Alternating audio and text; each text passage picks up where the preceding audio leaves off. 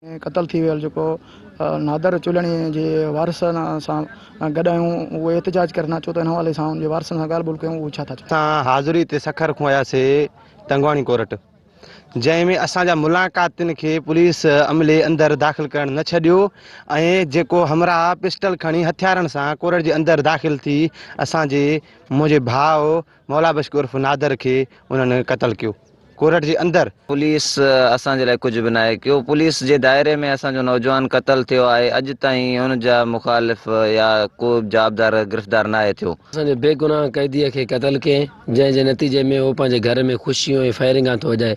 अञा बि असांजूं मच्छियूं ऐशा हलाई करे असांजी ज़मीन ते कब्ज़ो कराए छॾी। रसूल जे वारिसनि जूं ॻाल्हियूं ॿुधियूं, उन्हनि चयो त असांजे नौजवान खे जेको त पुलिस जे कस्टडी में हुयो उनखे बेगुनाह क़तल कयो आहे, उनजा जवाबदार अञा ताईं गिरफ़्तार न थी सघिया आहिनि ऐं वितर असांखे धमकियूं ॾेई रहिया आहिनि। कैमरामैन असलम सिंधी सां गॾु बारी मलिक, सिंध टीवी न्यूज़, तंगवाणी।